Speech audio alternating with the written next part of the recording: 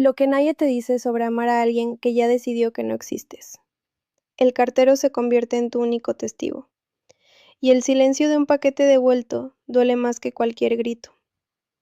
Durante una década entera, mantuve vivo a alguien que me había enterrado. Lo que descubrí en el 11º año cambió todo lo que creía saber sobre el perdón, sobre la sangre y sobre mí mismo. Nací en Valparaíso, en una casa que olía a salitre y a ropa húmeda colgada en pasillos estrechos. Mi padre se llamaba Ezequiel Mourão, mi madre, Perpetua. Nombres que ya no pronuncio en voz alta, sin que algo en mi pecho se contraiga como papel mojado. Tenía un hermano menor, Saulo, que aprendió antes que yo a no hacer ruido cuando papá llegaba tarde y con los ojos rojos. Éramos 4 en esa casa, pero la soledad que habitaba entre esas paredes podría haber llenado un estadio. No voy a mentirte contándote una infancia de golpes espectaculares, ni de monstruos con cuernos. Lo que hubo fue peor, la normalidad del frío. La forma en que Perpetua me miraba como si yo fuera un problema de logística.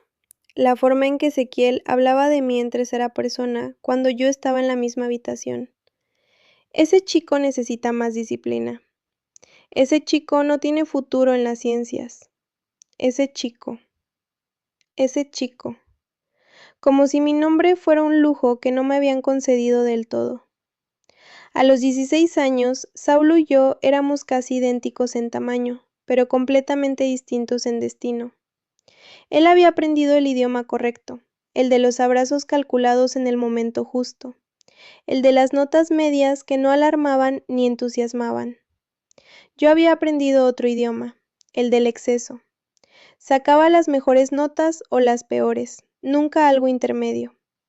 Llegaba a casa antes que todos o mucho después de medianoche. Era incapaz de existir en un registro moderado. Eso, en la gramática emocional de Ezequiel y Perpetua, era imperdonable. La primera vez que me fui fue un martes de agosto. No hubo portazo, no hubo escena. Dejé una nota sobre la mesa de la cocina que decía, voy a intentarlo en otra parte. Tomé una mochila con ropa para 4 días y no volví en 7 años. Esos 7 años son otra historia. Una historia de trabajo en barcos pesqueros en el sur, de un departamento compartido con 5 personas en Santiago, de clases nocturnas para terminar el bachillerato, de un trabajo en un almacén de importaciones donde aprendí más sobre personas que en cualquier aula. No me voy a detener ahí porque no es eso lo que importa ahora. Lo que importa empieza en diciembre, 7 años después de la nota sobre la mesa. Tenía 23 años y por primera vez en mucho tiempo sentí algo parecido a la estabilidad. Tenía un cuarto propio, un trabajo con horario fijo, dinero suficiente para comer bien y ahorrar un poco. Y en ese contexto extraño de quietud, empecé a pensar en Ezequiel y Perpetua con algo diferente al rencor habitual. Empecé a pensar en ellos con una especie de nostalgia enferma, como cuando extrañas un dolor de muela que ya no tienes. Decidí enviarles un regalo de Navidad. No sé exactamente qué esperaba. Supongo que esperaba que el gesto hiciera algo que las palabras no habían podido hacer. Una chaqueta de lana gruesa para Ezequiel, porque siempre se quejaba del frío de los inviernos porteños. Un libro de recetas de la cocina del norte para Perpetua, porque cuando era pequeño, la única vez que la veía verdaderamente concentrada era cuando cocinaba. Los envolví con cuidado, gasté más tiempo del razonable eligiendo el papel de regalo. Escribí una tarjeta pequeña que decía solamente, con cariño, Teo. Mi nombre completo es Teodomiro, pero desde niño todo el mundo me decía Teo, excepto Perpetua, que insistía en el nombre completo como si la abreviación fuera un signo de falta de carácter. Envié el paquete por correo certificado a la dirección de la casa en Valparaíso. 3 semanas después, el paquete apareció en la puerta de mi departamento, intacto, sin abrir, con una etiqueta de devolución y un mensaje escrito a mano por Perpetua en el sobre adjunto. No aceptamos regalos de extraños. Extraños. Me quedé parado frente a la puerta tanto tiempo que mi compañero de departamento, un hombre callado de Temuco llamado Brígido, Salió a ver si me había pasado algo. Le mostré la etiqueta.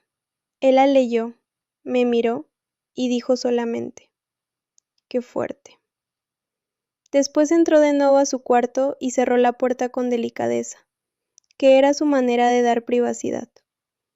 Me senté en el suelo del pasillo con el paquete en el regazo durante un buen rato. Lo que sentí no era exactamente tristeza. Era algo más parecido a la confirmación de una hipótesis que nunca habías querido probar. Como cuando sospechas que algo está roto y lo revisas y sí, efectivamente, está roto. Hay una crueldad particular en tener razón sobre las cosas que más desearías haber equivocado. Aún así, al año siguiente volví a enviar. Eso es lo que necesito que entiendas. No lo hice por masoquismo ni por ingenuidad. Lo hice porque en algún lugar de mí, en un sitio que la lógica no administra, seguía creyendo que el amor era una práctica, no un estado. Que si lo practicaba con suficiente consistencia, eventualmente algo cedería. Era una creencia casi religiosa, y como todas las creencias religiosas, sobrevivía perfectamente bien a la evidencia en contra. Año 2. Un par de guantes de cuero para Ezequiel, un chal de alpaca para Perpetua. Tarjeta con las mismas 3 palabras: con cariño, Teo. Devuelto, sin abrir. No aceptamos regalos de extraños.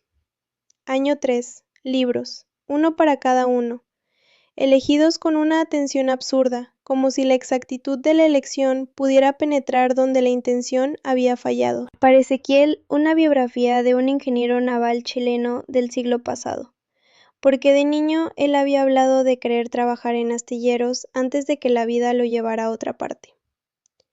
Para Perpetua, una novela de una escritora peruana que yo había leído 3 veces y que trataba sobre madres e hijos con una honestidad que me había dejado sin respiración. Devuelto, sin abrir. No aceptamos regalos de extraños. Para ese entonces ya no me sorprendía, pero tampoco dejaba de doler. Son 2 cosas que pueden existir simultáneamente: la ausencia de sorpresa y la presencia del dolor. Mucha gente cree que cuando algo deja de sorprenderte es porque has dejado de sentirlo. No es así. A veces la costumbre del dolor lo hace más limpio, más preciso, menos dramático y más verdadero. Año 4, 5, 6.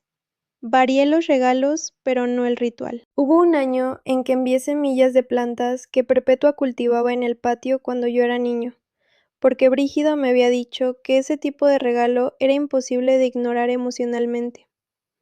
Brígido se equivocó. Devuelto, sin abrir. Hubo un año en que incluí una fotografía mía junto con el regalo, pensando que verme físicamente adulto y distinto podría romper algo. La fotografía volvió sin la envoltura original, lo que significaba que alguien la había sacado y mirado. O tal vez no. Tal vez simplemente se había soltado en el proceso. No tenía forma de saberlo. Para el 7º año me había mudado a Buenos Aires. Trabajaba en una empresa de importaciones más grande, con mejor sueldo y mejores perspectivas. Compartí un departamento en el barrio de Boedo con una mujer llamada Isolda, que era arquitecta y tocaba el bandoneón los domingos por las mañanas con una seriedad que parecía casi sagrada. Isolda sabía de los paquetes porque yo se los había contado una noche de lluvia con demasiado vino. ¿Por qué seguís enviando?, me preguntó. Porque si dejo de enviar, le dije, les estoy dando la razón. Ella lo pensó un momento. ¿La razón sobre qué? Sobre que soy un extraño. Isolda asintió lentamente, con esa expresión suya de cuando procesaba algo que le importaba de verdad. Eso tiene una lógica retorcida que entiendo perfectamente, dijo al final.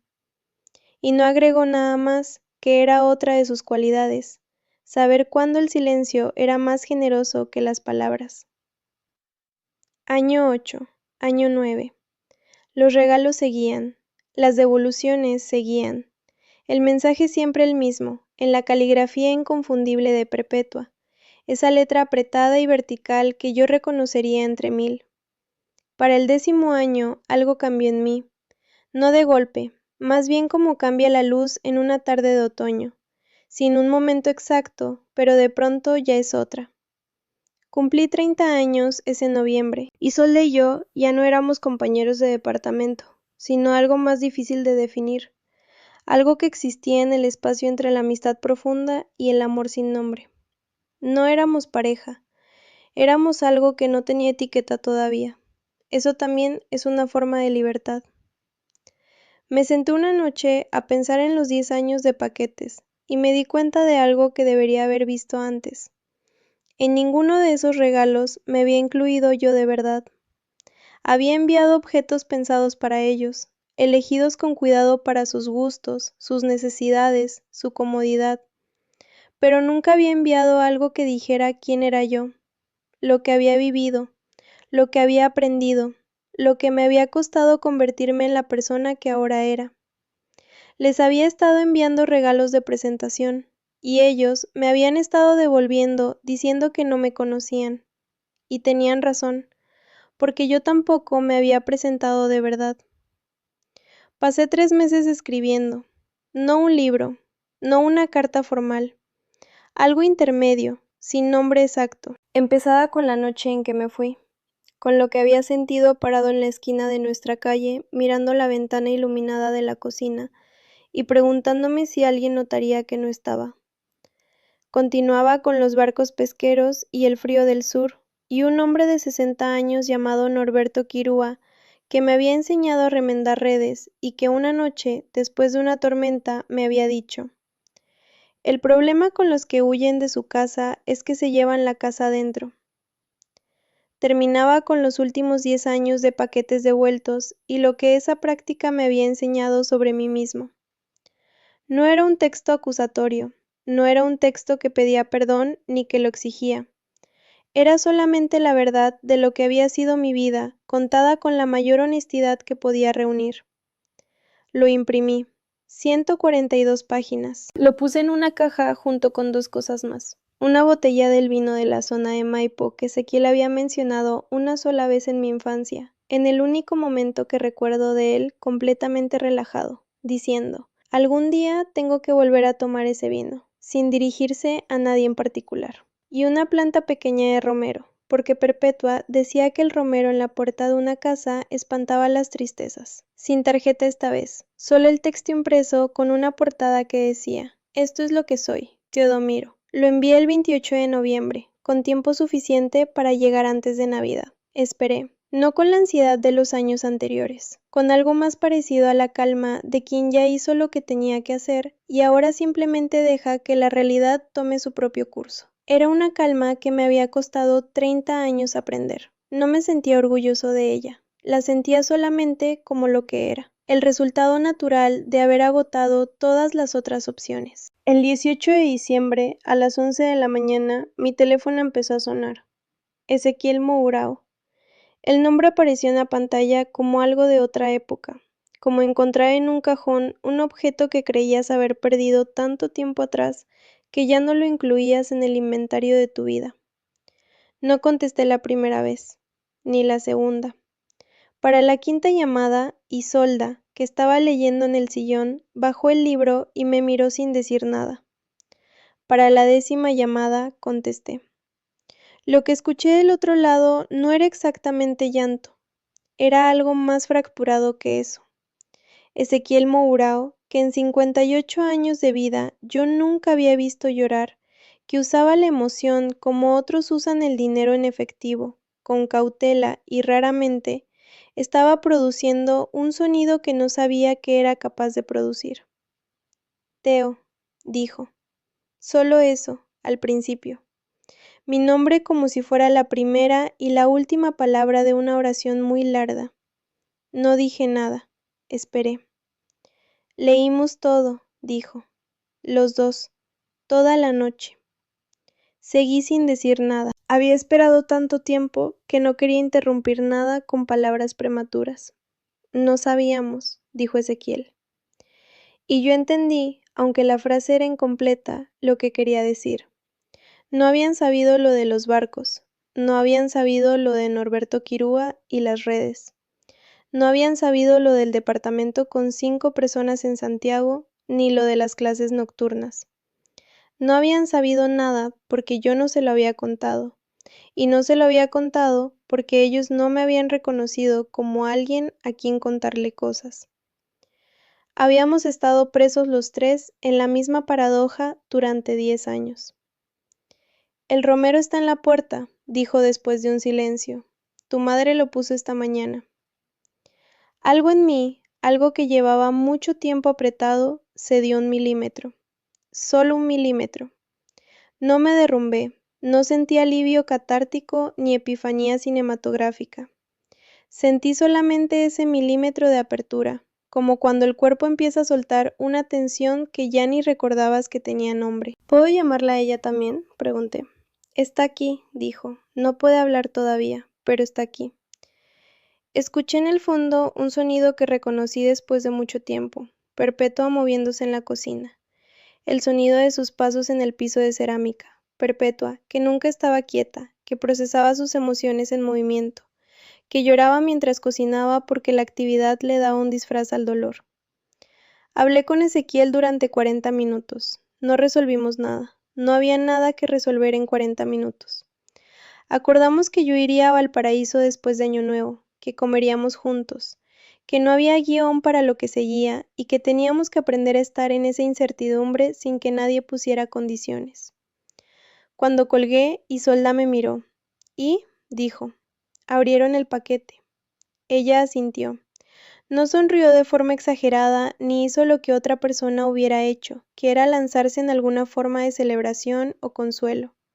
Solo asintió con esa seriedad suya y dijo, bien, y sí, era bien, no era perfecto.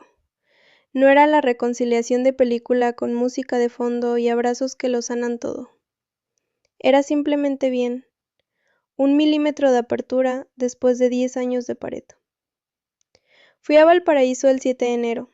La casa era más pequeña de lo que recordaba, que es lo que siempre pasa con los lugares de la infancia. El jardín que Perpetua cultivaba había sobrevivido los años con tenacidad, aunque con menos variedad que antes. El romero en la puerta olía fuerte, como siempre olía el romero en esa casa, y por un segundo tuve una memoria sensorial tan precisa que me detuvo en seco frente a la puerta. Perpetua abrió antes de que yo tocara el timbre. Era más pequeña también, o yo era más grande. Las dos cosas probablemente. Tenía el pelo más blanco del que recordaba y los ojos exactamente iguales, esos ojos que siempre parecían estar calculando algo que no podías ver. Me miró un momento largo.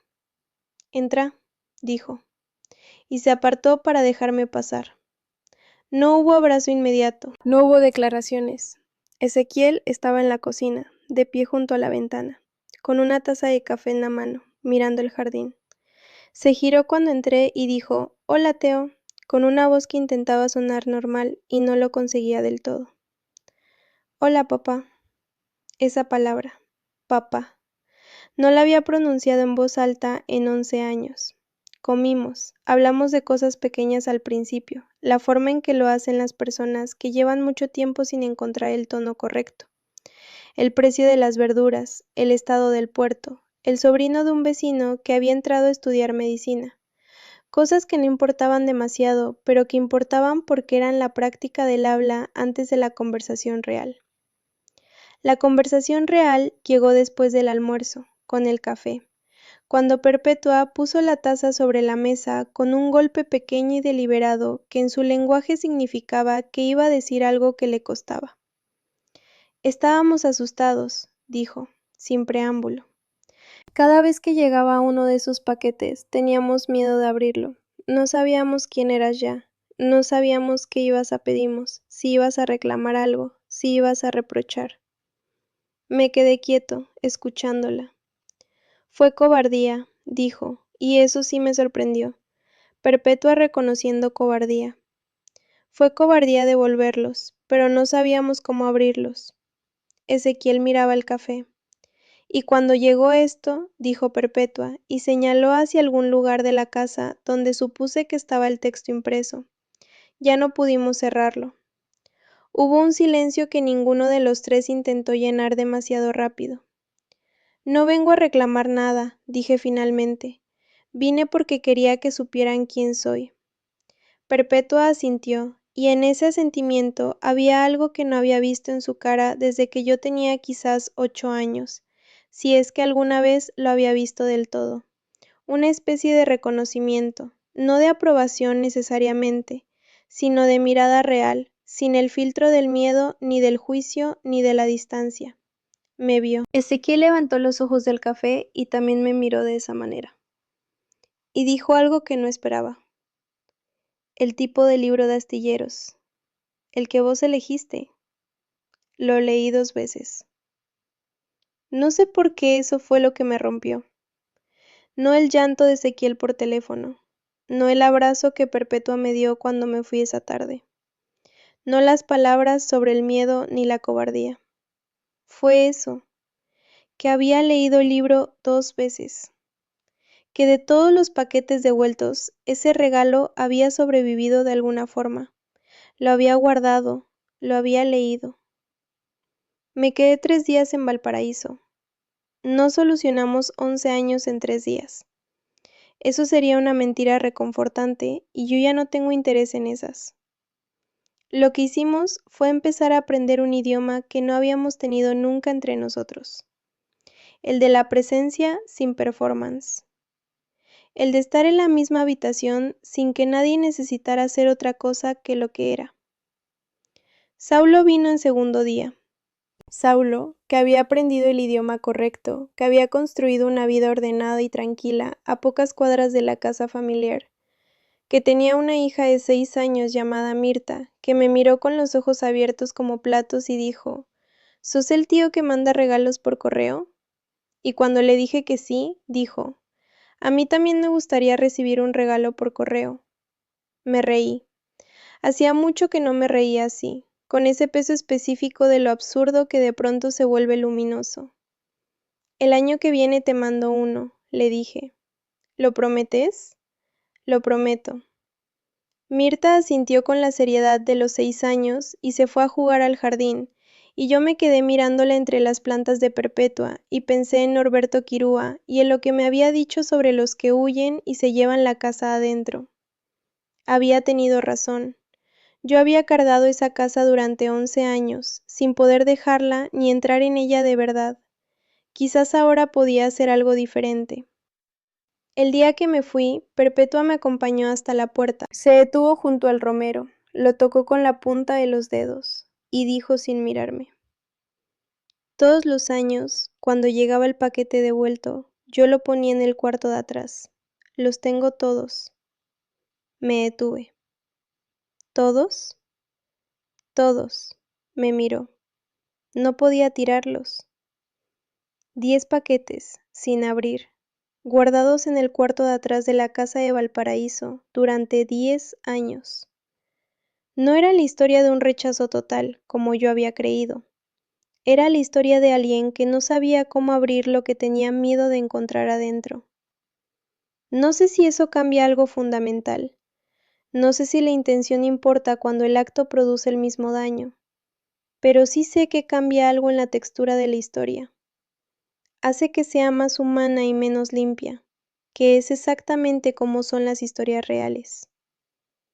Me subí al bus de regreso a Santiago. Tomaría un vuelo desde ahí de vuelta a Buenos Aires. Con esa imagen, 10 paquetes apilados en un cuarto de atrás en Valparaíso, sin abrir, pero guardados. Isolda me recibió en el departamento con una pregunta directa, como era su estilo. ¿Valió la pena? Pensé en Perpetua tocando el romero, en Ezequiel diciendo que había leído el libro 2 veces, en Mirta preguntando si prometía mandarle un regalo. Todavía no lo sé, dije, pero creo que sí. Ella asintió y volvió a lo que estaba haciendo, y eso también era una forma de amor, dejar que las respuestas incompletas fueran suficientes. Han pasado 2 años desde ese enero en Valparaíso. Llamó a Ezequiel los domingos, conversaciones cortas al principio, más largas con el tiempo. Con Perpetua es más difícil. Ella no es de teléfono y yo lo entiendo. pero me manda mensajes de vez en cuando, cosas pequeñas. Una foto del jardín, una receta que probó, una vez una foto de Mirta con el regalo que le mandé en su cumpleaños, una caja con semillas y pinturas y un cuaderno, que Saulo me dijo que Mirta había recibido con una seriedad casi religiosa.